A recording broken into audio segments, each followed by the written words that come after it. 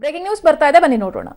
BJP ರಾಜ್ಯಾಧ್ಯಕ್ಷ ಯಡಿಯೂರಪ್ಪಗೆ ಶುರುವಾಗಿದೆ SIT tension. Operation ಕಮಲಕ್ಕಿಳಿದ ಬಿಎಸ್ವೈಗೆ ಖೆಡ್ಡ ತೋಡಿದೆ ಮೈತ್ರಿ ಸರ್ಕಾರ. ಎಸ್ಐಟಿ ಮೂಲಕ ಬಿಎಸ್ವೈಯನ್ನ ಕಟ್ಟಿ ಹಾಕೋದಕ್ಕೆ ಎಚ್ಡಿಕೆ ಮತ್ತು ಸಿದ್ದು ಮಾಸ್ಟರ್ ಪ್ಲಾನ್ ಅನ್ನ ಮಾಡಿಕೊಂಡಿದ್ದಾರೆ. ಎಫ್ಐಆರ್ ದಾಖಲಾದ್ರೆ ಶಾಸಕ ಶಿವನಗೌಡ ನಾಯಕ್ ಬಂಧನ ಆಗುವಂತ ಸಾಧ್ಯತೆ ಇದೆ. ತನಿಖೆಗೆ ಸಹಕಾರ ಕೊಡದಿದ್ರೆ ಬಿಎಸ್ವೈ ಕೂಡ ಜೈಲಿಗೆ ಹೋಗಬೇಕಾಗುತ್ತೆ. ಈ ಹಿನ್ನೆಲೆಯಲ್ಲಿ ಎಸ್ಐಟಿ ತನಿಖೆಗೆ ಬಿಜೆಪಿ ಆಕ್ಷೇಪವನ್ನ ವ್ಯಕ್ತಪಡಿಸ್ತಾ ಇದೆ.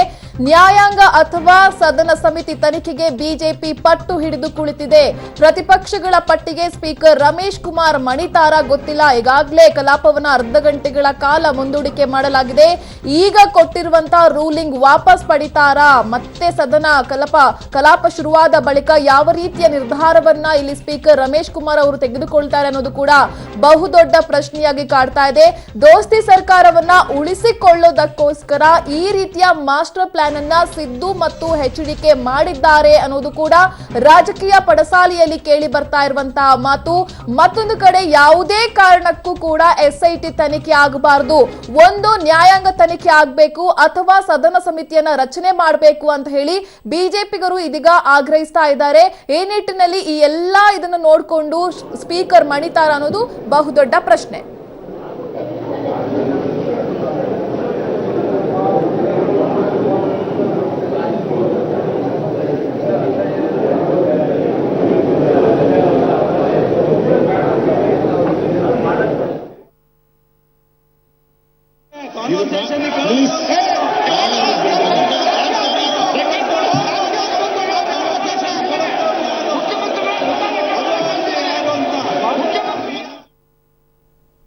ಹಾಗಾದ್ರೆ ಎಸ್ಐಟಿ ತನಿಖೆ ಯಾವ ರೀತಿ ಇರುತ್ತೆ ಅಂತ ನೋಡ್ತಾ ಹೋದ್ರೆ, ಎಸ್ಐಟಿ ತನಿಖೆಯಲ್ಲಿ ಮುಖ್ಯವಾಗಿ ಆಪರೇಷನ್ ಆಡಿಯೋದ ಬಗ್ಗೆ ಮೊದಲು ಎಫ್ಐಆರ್ ಅನ್ನ ದಾಖಲು ಮಾಡ್ಕೊಳ್ತಾರೆ.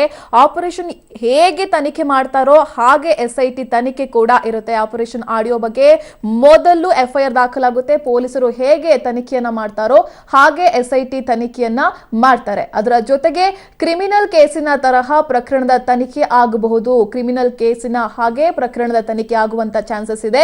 ಜೊತೆಗೆ ಡೀಲ್ ನಡೆದ ಸ್ಥಳದಲ್ಲಿ ಮಹಜರು ನಡೆಸಬಹುದು. ಎಸ್ಐಟಿ ಟೀಮ್ ಎಲ್ಲಿ ಡೀಲ್ ನಡೀತು ಅಲ್ಲಿ ಮಹಜರನ್ನ ಮಾಡ್ತಾರೆ. ತನಿಖೆಗೂ ಮುನ್ನ ಎಂಎಲ್ಎ ನಾಗನಗೌಡ ಪುತ್ರನ ಹೇಳಿಕೆಯನ್ನ ಕೂಡ ಸಂಗ್ರಹ ಮಾಡಬಹುದು. ಎಂಎಲ್ಎ ನಾಗನಗೌಡ ಪುತ್ರ ಶರಣಗೌಡರ ಹೇಳಿಕೆಯನ್ನ ಸಂಗ್ರಹ ಮಾಡ್ತಾರೆ. ಎಂಎಲ್ಎ ಪುತ್ರ ಶರಣಗೌಡರ ಹೇಳಿಕೆಯನ್ನ ಸಂಗ್ರಹ ಮಾಡ್ತಾರೆ. ಆಡಿಯೋ ವಶಕ್ಕೆ ಪಡೆದು ಕೂಲಂಕುಷವಾಗಿ ದಾಖಲೆಯನ್ನ ಸಂಗ್ರಹ ಮಾಡ್ತಾರೆ. ಆಡಿಯೋವನ್ನ ವಶಕ್ಕೆ ಪಡ್ಕೊಳ್ತಾರೆ. ನಂತರದಲ್ಲಿ ಕೂಲಂಕುಷವಾಗಿ ಅದನ್ನ ತನಿಖೆ ಮಾಡ್ತಾರೆ. ಆಡಿಯೋ ವಶಕ್ಕೆ ಪಡೆದು ಕೂಲಂಕುಷವಾಗಿ ಒಂದಷ್ಟು ದಾಖಲೆಗಳನ್ನ ಕೂಡ ಸಂಗ್ರಹ ಮಾಡುವಂತ ಚಾನ್ಸಸ್ ಇದೆ. ಜೊತೆಗೆ ಯಾರ ಹೆಸರು ಪ್ರಸ್ತಾಪವಾಗಿದೆಯೋ ಅವ್ರಿಗೆಲ್ಲರಿಗೂ ಕೂಡ ಎಸ್ಐಟಿ ಒಂದು ನೋಟಿಸ್ ಅನ್ನ ಕೂಡ ಕಳಿಸುತ್ತೆ. ಯಾರ ಹೆಸರಿದೆ ಅವ್ರಿಗೆಲ್ಲರಿಗೂ ಕೂಡ ನೋಟಿಸ್. ಜೊತೆಗೆ ಎಫ್ಎಸ್ಎಲ್ ಗೂ ಮುನ್ನ ವಾಯ್ಸ್ ಸ್ಯಾಂಪಲ್ ಅನ್ನ ಕೂಡ ಪಡಿಬಹುದು. ಯಾರ ವಾಯ್ಸ್ ಇದೆ ಅಂತ ಇದೆಯೋ ಆ ವಾಯ್ಸ್ ನ ಸ್ಯಾಂಪಲ್ ಅನ್ನ ಕೂಡ ಪಡಿತಾರೆ. ವಾಯ್ಸ್ ಸ್ಯಾಂಪಲ್ಗೆ ಒಪ್ಪದೇ ಇದ್ರೆ ಬಂಧನ ಕೂಡ ಮಾಡಬಹುದು. ಒಂದ್ ವೇಳೆ ಇಲ್ಲ ನಾವು ಕೊಡೋದಿಲ್ಲ ಅಂತ ಹೇಳಿದ್ರೆ ಅವ್ರನ್ನ ಬಂಧಿಸಬಹುದು. ಎಫ್ಎಸ್ಎಲ್ ವರದಿ ಬಂದ ನಂತರ ಬಂಧನ ಕೂಡ ಮಾಡಬಹುದು ಅನ್ನೋದಕ್ಕೆ ಸಂಬಂಧಪಟ್ಟಂತೆ ಯಾವ ರೀತಿ ಎಸ್ಐಟಿ ತನಿಖೆ ನಡೆಯುತ್ತೆ ಅನ್ನೋದನ್ನ ಗಮನಿಸ್ತಾ ಇದ್ದೀರಾ. ಎಸ್ಐಟಿ ಟೀಮ್ಗೆ ಯಾರನ್ನಾದ್ರೂ ಕೂಡ ಬಂಧಿಸುವಂತ ಅಧಿಕಾರ ಇದೆ. ಯಾವಾಗ ಯಾರನ್ನಾದ್ರೂ ಕೂಡ ಬಂಧಿಸುವಂತ ಅಧಿಕಾರ ಇದೆ. ಜಡ್ಜ್ ಸ್ಪೀಕರ್ ಹೆಸರು ಪ್ರಸ್ತಾಪವಾಗಿರೋದ್ರಿಂದ ಹೆಚ್ಚಿನ ತನಿಖೆಯನ್ನ ಕೂಡ ಮಾಡಬಹುದು. ಇಲ್ಲಿ ಜಡ್ಜ್ ಆಗಿರ್ಬೋದು, ಸ್ಪೀಕರ್ ಹೆಸರು ಪ್ರಸ್ತಾಪ ಆಗಿದೆ, ಅದಕ್ಕೆ ಹೆಚ್ಚಿನ ತನಿಖೆಯನ್ನ ಮಾಡುವಂತ ಚಾನ್ಸಸ್ ಕೂಡ ಇದೆ.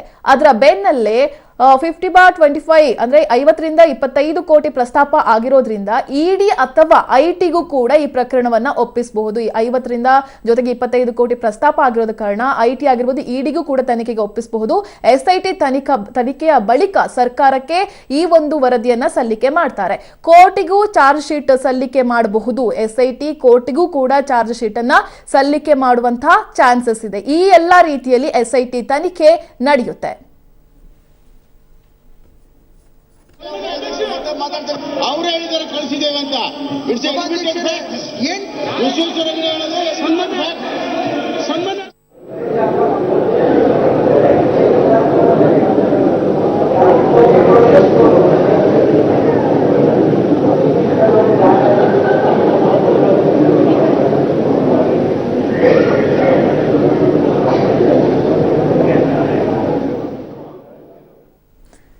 ಯಾವ ರೀತಿ SIT ತನಿಖೆಯನ್ನ ಮಾಡುತ್ತೆ ಅನ್ನೋದನ್ನ ನಾವು ಇಲ್ಲಿ ಗಮನಿಸ್ತಾ ಇದ್ವಿ. ಒಂದು ವೇಳೆ ಇಲ್ಲಿ ಅರೆಸ್ಟ್ ಆಗುವಂತ ಚಾನ್ಸಸ್ ಇದೆ, ಶಿವನಗೌಡ ಅವ್ರನ್ನ ಅರೆಸ್ಟ್ ಮಾಡುವಂತ ಚಾನ್ಸಸ್ ಕೂಡ ಇದೆ. ಮತ್ತೊಂದು ನಾವು ಮುಖ್ಯವಾಗಿ ಇಲ್ಲಿ ಗಮನಿಸಬೇಕಾದ ವಿಚಾರ ಏನಪ್ಪಾ ಅಂತ ಹೇಳಿದ್ರೆ, ಯಾವಾಗ ಪ್ರೆಸ್ ಮೀಟ್ ಮಾಡಿದ್ರು ಕುಮಾರಸ್ವಾಮಿ, ಆ ಸಂದರ್ಭದಲ್ಲಿ ನಾನೇ ಆಡಿಯೋ ಮಾಡೋದಕ್ಕೆ ಹೇಳಿದ್ದೀನಿ ಅನ್ನೋ ಒಂದು ಮಾತನ್ನ ಕೂಡ ಹೇಳಿದ್ರು. ಈ ನಿಟ್ಟಿನಲ್ಲಿ ಕುಮಾರಸ್ವಾಮಿ ಅವರನ್ನು ಕೂಡ ವಿಚಾರಣೆಗೆ ಒಳಪಡಿಸುವಂತ ಸಾಧ್ಯತೆ ಇದೆ.